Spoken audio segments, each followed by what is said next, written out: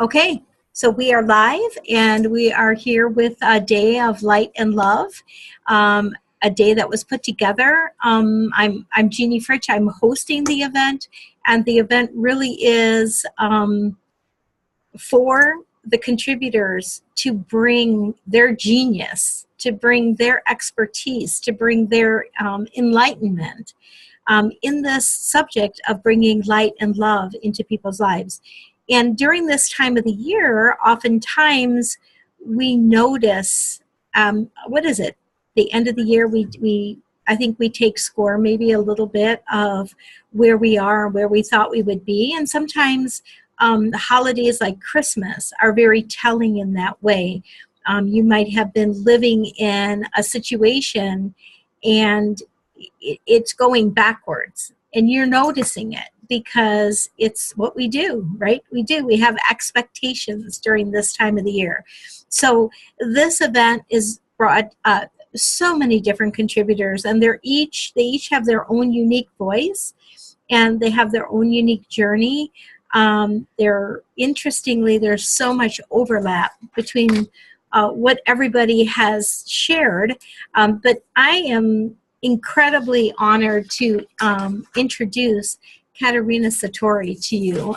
She is someone who she has an amazing story. She's an amazing being, and she's living an amazing existence, an amazing journey. And I think if there's something that's going to bring light and love, I really think your message, your overcoming, the things that you've done so far, right? And I think you're just getting started. I'd like to just turn it over to you and ask you if you would share some of the journey, and then we'll kind of have a conversation within it, if that's okay. Yes, and I was so happy to be here. I love the vision that you commit yourself to share this light, and it's like the spirit of generosity, Jeanine, that you're going with. I love that. That's what I stand for, is leading with generosity in pretty much everything. Because generosity is a frequency, right? That only invites more grace into your life, only invites more blessings. So my story, I would say the journey, my journey has been just a confirmation after confirmation. So it doesn't matter where you start, doesn't matter how humble are your beginnings. You can develop yourself, you can develop your character, your skills, your level of curiosity. What would be possible for me, right? What would be possible for me? You can develop yourself, and you can really become an alchemist of your own life. That's my core message, to become an alchemist of our own life. And because we're all on a journey, we're all on a hero's journey in our own lives. And we're given a different start in life, right? Some of us come to this world with a little bit more cushion and a little bit better tools to start, right? If you're born in the United States, you have a lot more cushion to start this launch pad. But if you're born in India or China or Russia, it's a little bit rough start usually. And there is a blessing in every humble beginning. There's a special grace. I really believe in that. And I come from humble beginnings. I grew up in the Soviet Russia. I was raised by a single family, by a single mother, family of two. And Jeanine, before I was 10 years old, I lived in a small, tiny apartment that didn't have a shower even. We had a bathroom, but we didn't have a shower. So we used to wash ourselves in this big metal bucket where you warm the water, pour it in the big bucket from little bucket, and once a week, my mom would take my sister and I go to her job when she was working and use the shower at her work facilities. And we were so looking forward towards that weekend. You get to have a shower. And things like that. And when I travel to Russia now, I've lived in this country for 15 years, and sometimes the government turns off hot water just out of blue. Sometimes it turns off cold water just to keep the population under control, right? or in fear or fear of scarcity. So I grew up with those situations where I've seen the country go from Soviet Russia to complete chaos to some kind of a weak attempt to be capitalistic country. You know what I mean? And the government used a lot of different forms of control, turning off heat, turning off electricity, turning off cold water. So this programming of scarcity, right? Programming of lack, programming of, oh my God, I don't know if I'm going to survive tomorrow, was deeply, deeply ingrained in me. So not only I came to this country with $3 to my name when I was 24, but also with deep, deep programming. You know, I gotta be by myself. I gotta fight for myself. I gotta survive, you know, things like that. And I would say the biggest journey for me was to really reprogram that conditioning and to restructure my belief system from a ground up, you know, excavating one limiting thought after another limiting thought. And the blessing of that is that because I've traveled this journey and I'm still on this journey, I have a passion of helping others to do the same. And I deeply believe it doesn't matter where you begin. You know, what it matters is where you're heading and how patient can you be in the journey. Because yes, it's going to take time to develop your skills. It's like, you know, if you had a forgotten piece of land that nobody touched, there were boulders on the rocks, right?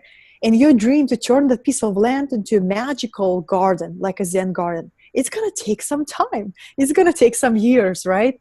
And it's a level of reverence in the process, finding joy in the journey, and really patience with yourself. That's going to make all the difference. So yeah, and everything, you know, everything we go through life serves us as a teaching, as a blessing, and as a great story to tell. You know, I never ever in my life thought 15 years ago that you and I would have this conversation and I would be sharing with you, you know, about the path. Because I always knew that I had a big destiny. I had these prophetic messages and prophetic dreams. When I was only 5 years old, I asked my mother, Mom, why I'm here? What's my mission in life? What's my purpose? Right? And then when I was 7, living in Soviet Russia, I told my mother that I'm going to live in the United States. It was like prophecy after prophecy. And I didn't know where that knowing would come from. But I just kept trusting. And it was like my little candle, my little fire of faith that carried me through, knowing that I have a destiny, knowing that there is some meaning to every struggle that's been given to me, every test and every trial. And I think when a human spirit knows there is a meaning, you can overcome and go through anything, right? So really just seeing your life as a unique journey, seeing your life as a gift, that's the starting point to anything. This is how you can find the light in any darkness. And then you learn to transmute the darkness through the power of your heart, through the power of your heart. So the heart is a huge alchemical agent of change. It's the heart. The mind can see the vision, you know, the hands can build the vision board, but it's the heart that makes the vision real. The heart will whisper, okay, trust this one. Take this leap of faith. Go in this direction, right? The heart is the guide, the heart, the alchemical agent, and the heart is the compass towards where we truly belong. Our heart is where our treasure is. So right now, Jeanne, my biggest message for people is how to create from the heart, how to create from the heart, how to live from the heart, and how to really use the power of your heart to transform any darkness. Wow, that is amazing. I mean, that truly is amazing, because love comes out of the heart. It's the heart center, right? That carries the love forward. So that's really interesting what you said about transmuting the journey through the heart. Makes the vision real, that the heart whispers. It's the guide, it's the compass. I think that has been so true for me. Absolutely. Mm. Now, in talking with you, I know that your main mission is to liberate souls. Could you talk about what does that mean? Mm. What does that mean? I know what the words mean. What does that mean? Yeah, well, I was really looking for simplification of my mission. When you begin on this entrepreneurial journey, everybody tells you got to have a power statement, Jeanine. You got to have a power statement. I, Katerina Satori, work with high achieving individuals. I help them accomplish this, overcome that. And I've done this for a while, and I connected to that for a while. And then I was peeling layers and layers and layers. And I would say, well, what is the core? What is the core? And there was this energy of liberation. Liberation. It's like helping somebody open the cage, opening the limiting box of the reality, right? And liberate souls was this big vision. And I just exhaled when I received it, because it was like this big umbrella under everything. Under this umbrella, I do, my trainings, my courses, my events, whatever the container that spirit inspires me to step in. But the big message is liberate souls of small ideas of who they are, liberate souls of poverty consciousness, liberate souls of, unforgiveness, liberate souls of all these constrictions, and liberate those souls to fly, right? To open their wings and to fly. And I stand so strongly for education, and specifically bringing the ancient wisdoms, right? Mm. The teachings of the ancients to the modern life, because we fell astray as humanity. We veered off from honoring the old, honoring the ancient, right? Because we're in the pursuit of new and fresh and innovative and modern, and that's great. But we have this kind of like we lost our footing, right? And there is so much power when you restore reverence to the ones who came before you, right? Who lived much simpler lives. And it's one of my true devotions of my path is to share the wisdom of the ancients. That's why I teach a lot of alchemy, right? And all these spiritual tools and connecting people so they become their own magicians of their own life, right? And because I know if I share the tools, people become empowered to create their own destiny, to create their own reality. Yeah, I guess that's what it is for me. Liberate souls and help them take a bigger spot in the world. It's so funny because when we incarnate into this world, we're like this huge unlimited consciousness, and then we embody the body, right? So somewhere in our incarnation journey, we forget our true essence. We forget how powerful we really are. And our journey of remembrance, that's what the spiritual journey is all about, right? We're simply walking towards our innocence, towards our truth, towards our remembrance. And I love that you called this event Light and Love, because light is information, right? It's electric, it's purified, it's illuminating everything. And love is energy. Love is emotion. Love is healing frequency, right? Love is vibration. So we have information and vibration together. And without one another, they're useless, right? If you just give people information, but no love, how to integrate it, how to get that information into the heart, it just is useless mental information. Yes. And if you give people, just educate them on how to open the heart, but not developing, the being smart and being present with what's happening, right? It's also one-sided. Yes. So bringing both light and love on our journey together. We spoke previously, and there were three things that you mentioned that you bring people through. I want to say it was frequency, upgrading their tools, and then developing their mastery. It sounded to me like that's the focus of like anything that you offer, anytime you're working with people, that is your intention. Like that is the flow from you to them. Could you talk about that? I thought that was very interesting when you broke it down like that. Absolutely. Yeah. Yeah. It's like a 3 milestones of journey. It doesn't matter if somebody comes to me for support on business or on spirituality or on leadership skills, right? I look at what's their present level of vibration, because vibration determines your reality, right? Frequency determines what you attract, what kind of clients you attract, your relationship with your children, your events, your environment. So I look at the level of attunement. It's almost like if I compare a human being to a musical instrument, just for the sake of metaphor, I look at how out of tune this piano is, right? How much attunement needs to be done, how much static is going on. And then together with the person, we identify, well, what is causing that is out of attunement happening? What is causing this static, this discord that is happening?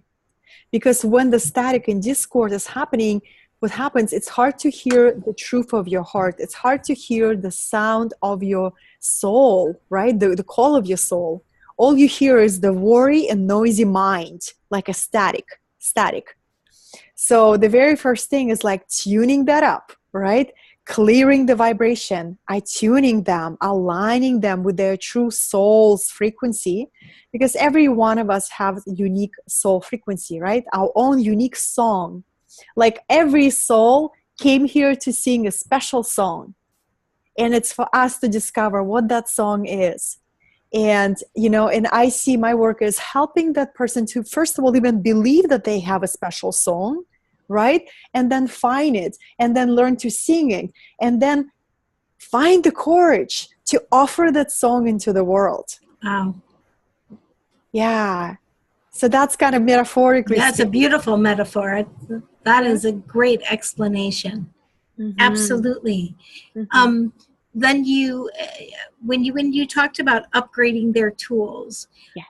You have specific systems that you implement. Absolutely. Well, with every stage of consciousness that we go to, the tools that we used before become less and less effective.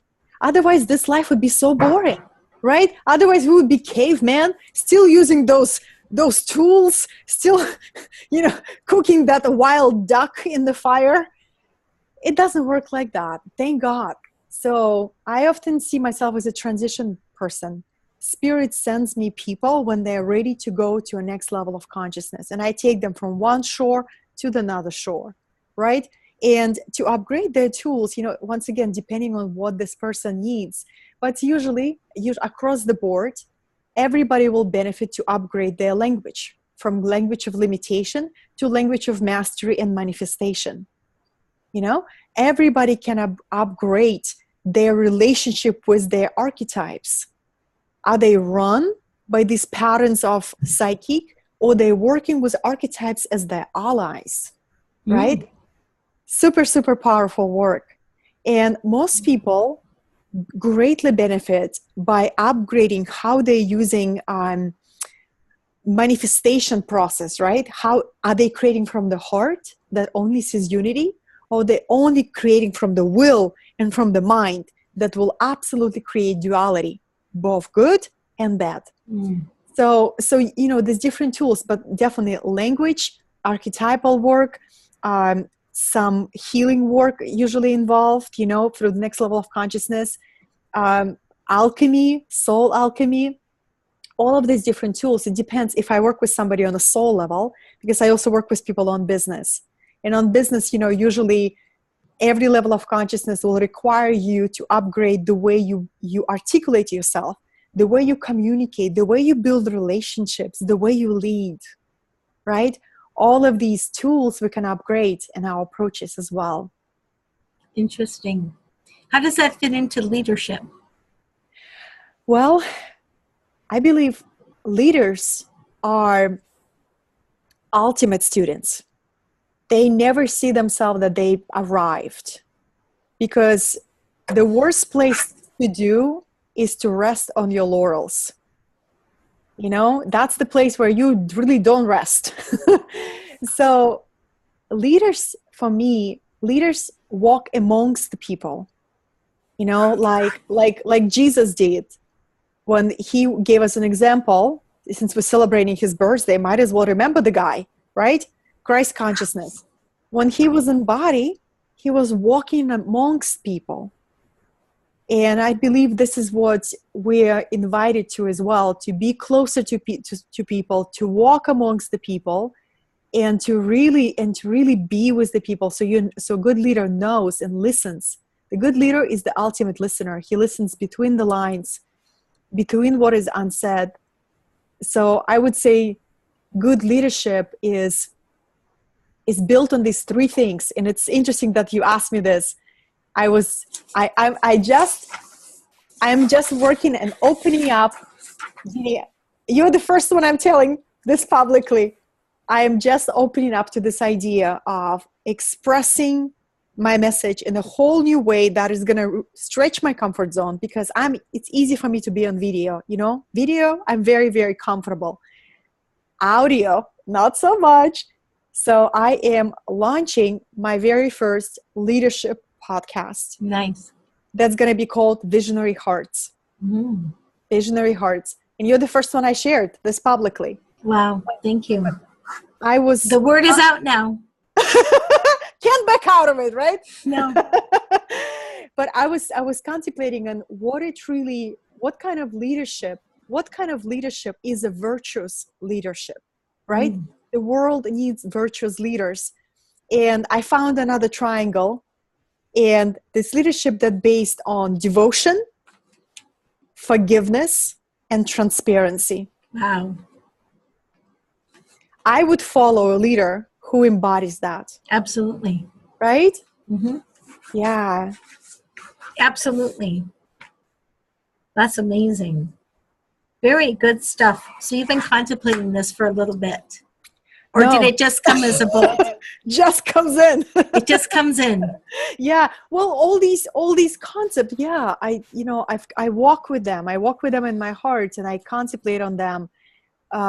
That's why I could channel it in the moment, right? Because leadership to me is something that you don't choose. It chooses you. Mm. That's interesting. It chooses you, Jeanne. Real leadership chooses you. It knocks on your door and says, come on, kid. Time to just do your work and serve. Because the highest form of leadership is service. And the higher level of integrity, because you're on the spotlight, you know? There is not much to hide when you're in leadership. Yeah. You're on the spotlight. Yes. And that's why it's so important to walk amongst the people and lead with that grace. I love this. I remember you saying something like purpose is like an onion.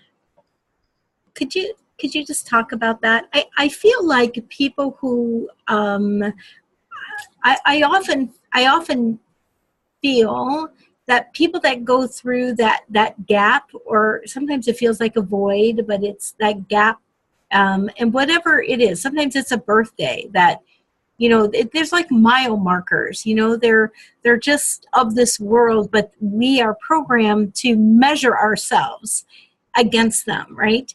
And a lot of times in my life, I would come up short in my mind. Now I can look back at it and know I was always on the path, because I've been very consistent, right? However, there are times when people know that there's something greater than where they're at. And sometimes the leap feels so like you're jumping from across a chasm, right? And I think when you mentioned that about purpose being like an onion, I think that is so true. And I think it's interesting that you said onion. And I'm paraphrasing you, of course, from my notes that I took once when you spoke. But I really do think that a lot of times when those layers are being shed, like we go through things in life, and it almost hones us because the layers are released. But when you peel an onion, there are tears. There's a response from your eyes, you know. And I know that some of my biggest layers were accompanied by the biggest amount of tears. So if we're talking about purpose, and we're talking about, you know, how does that relate to light and love, bringing light and love? You know, someone like figuring out their purpose. Yeah. I love that. I love that you noticed the distinction about the tears, Jenny. Nobody did before, but you did. Yeah, I love. I lived it, so I own it. Yeah, it's so great. It's so great. You know, you're right. Every time I take a leap to another layer of purpose, there are usually tears involved, you know, because it takes that deep trust. And this is the reason why I introduce to people the process of surrender. You know, you really can't leap to the next level of your higher calling without the deepest surrender to the path. You know, through surrender, it's not a defeat. Through surrender, you give up the struggle and you give up your mental exertion of, I'm gonna leave my purpose now. You know what I mean? You just like, Spirit, here I am with deep reverence. I know there is more for me. I know there is more for me. And I also, there is this fear in me, and there is this tears because I know I'll be required to let go of everything that I've known. And I surrender my life to you again. And it's a continuous process. You know how many times I've surrendered and resurrendered my life again and again. But it's almost like you invite grace into your life. When you surrender, you invite grace into your life. And we all had a touch of grace. We all had experience of grace. And with the divine feminine emerging and awakening in all of us, divine feminine is grace. So we have so much opportunity to really, really experience grace in our lives right now. And grace, it's like, you know, the wings carry you to the next level. And when it comes to being an onion, I believe our higher destiny and our higher calling is so big and so meaningful and so dear to the core of our heart. If we knew from the very beginning what that was, we would not be able to accept it. We would be like, this is too big. Yeah. No, I'm not ready. Oh, no. Oh, no. Maybe 25 years from now, maybe I will see, right? So our higher self in its infinite wisdom gives us soul crumbs. Soul crumbs. Soul crumbs. We follow. and you kind of follow like that squirrel, right? Yes. Yes. And you know, and you get to cultivate, you kind of begin to learn that, hey, when you do the work that makes you feel alive, you know, for example, Jeanne, I was just teaching a class, right? Frequency shift. I was teaching a class for 2 hours.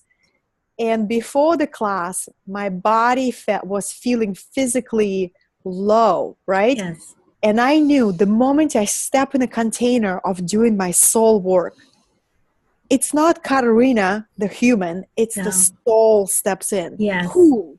Yes. This is the distinction when you do your soul work. Your work carries you, your mission, your purpose carries you. So I would say if somebody is watching and maybe in the beginning stages, I would say begin asking a question. Who am I? Why am I here? What is my dharma? And you begin asking a question, and maybe for some people, it will take a year of asking a question. Can you define dharma in case someone doesn't understand that? Absolutely. Concept? Yeah. So dharma is the Sanskrit word for your unique calling, your unique assignment, something only you are fully suitable to do. Right? So the universe doesn't create extra wasteful things. So if the universe created you and I because there was this unique thing that we add to the expansion of the universe, And Dharma, I am in love with that word. Jeannie, I love the word Dharma. The first time I heard Deepak Chopra speak about Dharma, everything in me, cellular recognition, the body truth. Yes. I was like this antenna. Where's my Dharma? Where do I find one? Where do I buy one? Where do I apply for one? And I was in the search for 10 years. Wow. I kept asking a question. I kept developing my gifts. I kept developing my skills. So you're saying you were asking the question, who am I? Why am I here? What is my Dharma? Yes. Yeah. And, I would receive glimpses. I would receive omens. I would receive signs.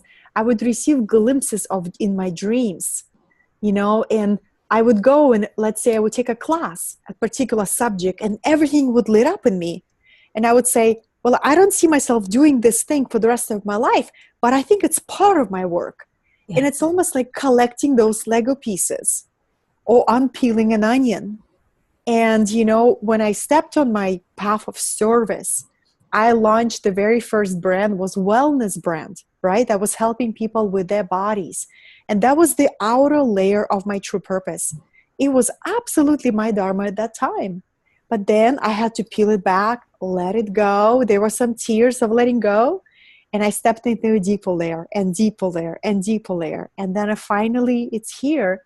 And my message keep reinventing and keep reinventing, right? Yes, exactly. Yeah, isn't that amazing? It's such a, so amazing. I think, now I want you to think back to, so let's just say that we have somebody on, or some buddies that they're somewhere in that journey, but not yet as far at understanding their purpose or understanding. Sometimes I think for me, unrest, you get that sense of unrest. And that's what I was pointing to earlier when I was saying there's people who, I don't know if you've ever been around someone that's like, yeah, why aren't you happy? You have this, you have this, you have this, and they list all these things of this world, but yet the person is missing their connection. They're the connection of their purpose, right? When that purpose is ignited, even if, like you said, it would, I've thought of that many times in the last couple of years, that if I had known what I was going to have to go through to get to today, I would have asked for another card. Yeah. Right? I mean, it's good that we don't know, but the great news is that what I've experienced and what I've become, that I can now just own. I don't even know how to explain that, but you kind of own, you own a space, you own a knowledge, part of that knowledge is knowing that you're on the path. It's not a destination, right? It's a continual, there's a new evolving, but it becomes fun at a certain point. Remember when it wasn't fun?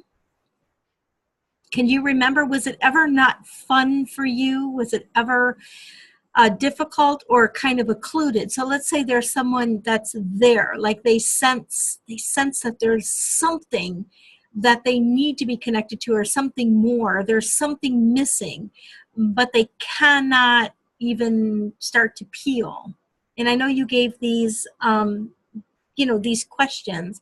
What would you say? I mean, you've given them the steps, right? But let's face it, the steps are out there.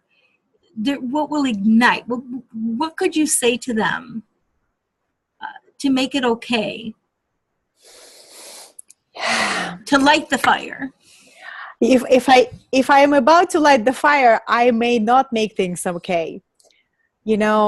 I'm gonna tell you a story when it was not okay for me, Jeannie, and it was not okay. It was not fun. It was very, very dark, because I was on my quest for my true assignment and my true purpose for 10 years, right? And during those 10 years, yes, I was in training, and yes, I was only looking backwards. I understand that was happening, right? But actually, I threw myself into addiction big time, and my addiction was work. So workaholism is a very powerful addiction because it distracts your search for truth and your heart and your opening. It distracts you, just pour yourself into achievement. It was very easy for me. Like, Jeanne, when I had my very first heartbreak, I didn't even know how to heal my heart. I just piled up more hours. I'm going to make more money and I'm going to forget about my heart. I'm just going to make more money. Because there was this deep wound that I only felt valuable when I produce. Yeah. Can you imagine that? And we infected by that. Our entire society is infected by that, right? Yes. So when addiction with work would stop, working, because you work, what else there? You start leaning on every other numbing tools that you can have. And I believe the reason we numb is because we live disconnected from our true purpose. So what woke me up really big, the sunrise is just shining. Oh, the sunset. What woke me up when I began studying the work of Brené Brown, The Power of Vulnerability. And I had a meltdown in my kitchen when she said, you cannot selectively numb your emotions. So if you numb pain, if you numb discomfort, if you numb restlessness, you numb joy, you numb happiness, you numb love. So, and she gave this an image that emotions are like a soup. And if you put too much salt, you can't just oversalt one portion of the soup. You're going to spoil the whole thing. So I had a total meltdown because I got to see that my numbing turned my life into this gray existence where there was no joy. There was pleasure. There was high moments, right? There was stimulation of things and novelty of things, right? And vanity, but there was no depth. There was no pure joy. Being present in the moment was deeply uncomfortable experience. And that shook me up because I realized I can spend my entire life numbing, running away from myself, not being willing to face myself. And at the end of my life, the worst thing that could happen for my personality, for my soul, was to look back and know that I was given so many gifts and so many opportunities. And I decided not to do anything with it. And realization of that and getting really honest with myself. Really honest. We started this conversation, people who are born in the United States, they have an extra buffer when they come to life, right? So me, when I made it to this country and starting from $3, right? 15 years later, I've built several businesses and really recreated myself, right? From absolutely nothing. Not to pursue higher purpose was like the biggest disgrace in my eyes. So I have a lot of surrender moments. That's all I can say. I was in that darkness when I found myself, Jeanne, I'll tell you one story. When I found myself on the bathroom floor, holding 2 pounds of the designer drug in my hands that I was using for 2 years in my life, that would make me very highly functional addict. It was a brain performance drug that make you feel like invisible. You're like a superhero. You're crushing your goals. You're super social. You know what I mean? Nobody can figure you out. You think you fooled everybody, but you cannot fool your heart. You cannot fool yourself. And I remember I was in a low moment. I'm in the bathroom because I am so high, right, out of my mind. And I hear this voice. It's not the voice of my anxious mind. It's not the voice of my imagination. It's the voice of higher self. It's almost like that moment of grace. That was my moment of grace. And the voice told me, enough, child. You've had your fun. Your mission is waiting you. So get up, destroy this, and get ready. And that voice was so powerful. It shook everything in me. And with my trembling hands, I dumped all of those drugs into the toilet and washed it off. Not the best use, not the best disposal of it, but at that point, that's the best that I could do. And I went cold turkey. Imagine 2 years being addicted to a drug, going completely cold turkey, my life was not fun. Life was even more gray. And I remember I would just telling myself, one day at a time, one day at a time, one day at a time. And I saw a video right when I was going through my deep detoxification process and getting clear with myself and feeling like I'm walking through this earth with no skin on, feeling everything. Like I was numbing for 2 years, and imagine you begin feeling everything in one day. Yes. So I remember I was watching a video on one of the life coaches, was just like what we see on Facebook now. He was sharing a message and something about this guy just draw me in his message, his energy. And he said, if you don't wake up every day working towards your biggest dream, you're going to wake up till the rest of your life working for somebody else's dream. And I've heard that before and it didn't land. But this time it was like an arrow straight to my heart, and with my personality, like I am born to be the captain of my destiny, and to tell me to go straight into the wound that I gotta be working for the rest of my life for somebody else's dream, that ruffled my feathers. And I went back to surrender prayer. And I said, Spirit, I don't know what my purpose is, but I'm willing to know, and I'm willing to receive, and I'm willing to listen. And I think that's the point, if somebody's listening to this conversation and say, I want to know my purpose, but I don't know how. I don't know how to start the peeling. Everybody knows how to say simple prayer that comes from the heart. And, you begin asking those questions, and you begin establishing the link, that lost link between your heart, your mind, and your spirit. And the daily communion, in the nature where you commune with your soul, because that link was severed, right? If somebody can't even start peeling the layers, that link was severed unconsciously, most likely through trauma or loss or betrayal. And you begin to consciously restore that link through the power of your intention, through the power of your heart. You say, Spirit, I long to know my purpose. I long to know, guide me, show me. And that prayer will be answered, because the higher self has been waiting and prepping and looking and for this opportunity to connect with the lost personality, right? So that's the story. Wow. Yeah.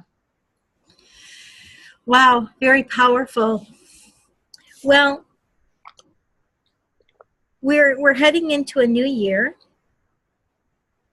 And is there anything that you would offer as a process, or is there anything that from where you are, what you know, that you would lead people through, I don't know, or just words? Absolutely. I just wanted to let in a little bit more light so you could see me better. I would say, I would offer a blessing. I would offer a visualization maybe process and a blessing that we can do together. Beautiful. To invoke the highest potential of 2018. And I don't know where we're going to go, but we're going to go somewhere. All right. I'm on board. I'm willing. I have the ticket. I'm jumping on. I love it. I love it. Well, we can just begin by closing our eyes so we go internal. And we're going to start with 3 breaths to really ground. And we inhale through the nose and exhale with a big, big sigh.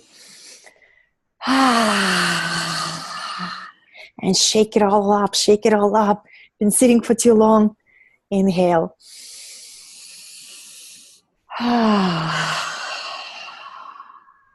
And one more.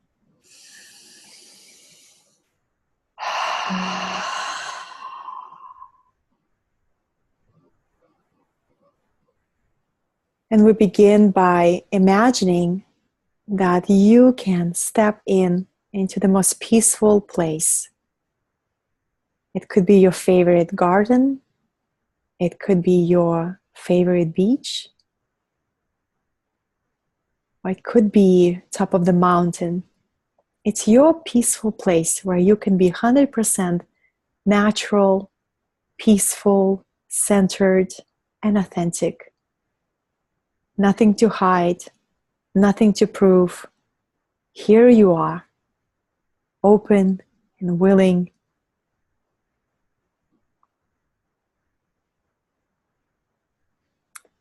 And I invite you to imagine that you can call in to come forward to meet you, your best self. Imagine yourself at the very best. What do you look like at your very best?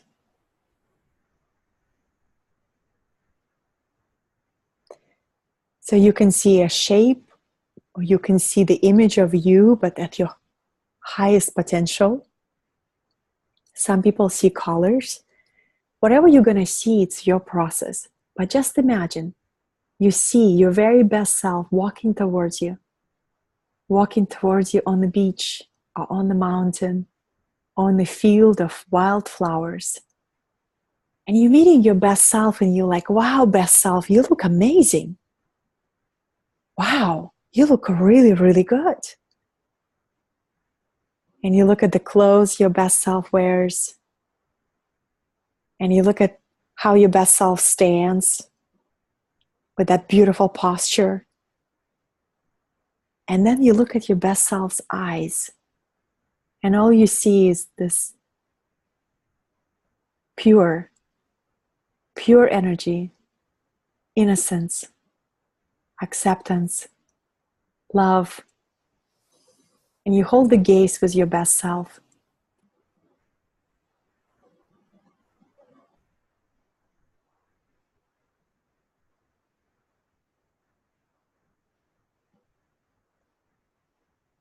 And then you can ask your best self,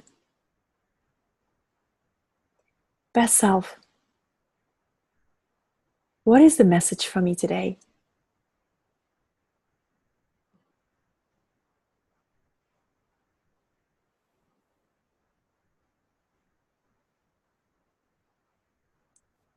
And whatever you hear, that's your message.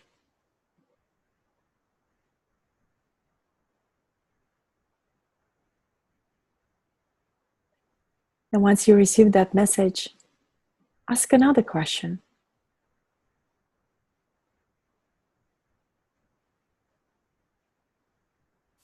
You can imagine that you tune in to the frequency of 2018. And it's the year of really putting strong foundation in your world. Whatever new beginnings you began in 2017, 2018 gives us opportunity to ground it into being, to make it solid, to build a lasting legacy. And 2018 is the year of partnership, co-creation, collaboration, unity, power partnerships.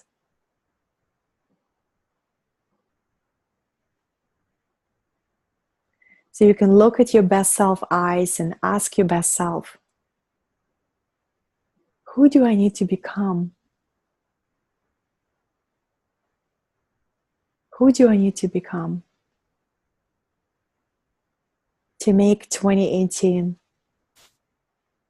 the most magical year of my life? And listen for the qualities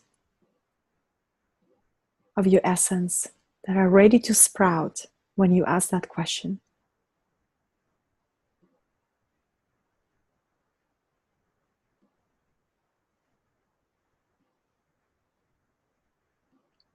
I hear the word willing. I need to become more willing, more willing, more daring, more bold, more playful. And you can do this process, how simple it is, right? You imagine you step into the peaceful place, and then you invite your best self to come forward to meet you. And you spend some time with your best self, and you ask your best self a question. And the more you do it, the more you establish this link You can do this process, in between your meetings, when you're waiting in line, when you find yourself walking on the walk by yourself. And your best self will always tell you the right message for you. So coming back to our hearts. And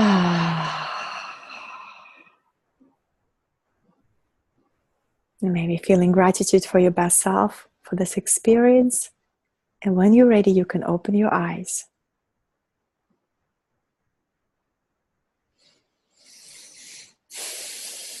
Thank you. I didn't want to come back. Best self is a good spot there, right? That is really great. I like that you can just do it, anywhere. I could see how simple and easy, and yet already my voice is quivering from the potency of the transmission. Mm-hmm. Wow. Amazing. Amazing. Well, I would love to keep you on and just keep asking you questions. But what do they say? All good things come to an end. It's almost an hour. Yes. And it flew by like this. It did. You just, they're just, I'm wondering if I can recap. Oh, I would like to ask you if we can put some links. Maybe you can supply some links, and we can put some links in the replay of the live stream where people can go and check out how to work with you. Okay. I know that you have several groups. I know that you work one-on-one with people as well. I would imagine those spots are pretty limited. But you have several. Did you want to talk about anything right now of what you're doing or what's coming, or to give people an idea? Absolutely. Jeanne, I actually took a break from one-on-one mentorship for the last 3 months. I took a break and I kind of pulled my energy in, and I started focusing on groups. And now I'm ready. I feel the call. I'm calling in those souls. I have 3 spots. I can really serve 3 people one-on-one. I feel 2 women and 1 man. Yeah, so if people are connecting with my frequency, they can just reach out to me directly to my private message on Facebook, and we can explore that. And then I have a beautiful group training that I'm leading with my divine sister, Marcy Locke. We are taking people on a 4-month journey with us, starting the end of January. And the enrollment is happening right now. The early bird is fantastic. You can save quite a lot of money on the early bird. But we're going deep dive into the leading edge wisdom teachings of our time, called the Gene Keys. That really helps you to understand your unique map of your inner world, and your unique way to activate the higher levels of purpose, partnership, and prosperity in your life. All inside of you. When you learn how to activate those codes, you get the map how to do it. It's the most incredible journey, the most incredible teachings that revolutionized my life and how I serve people. And it's a joy to share. We have a really nice group gathering. I believe we have 26 people joined so far.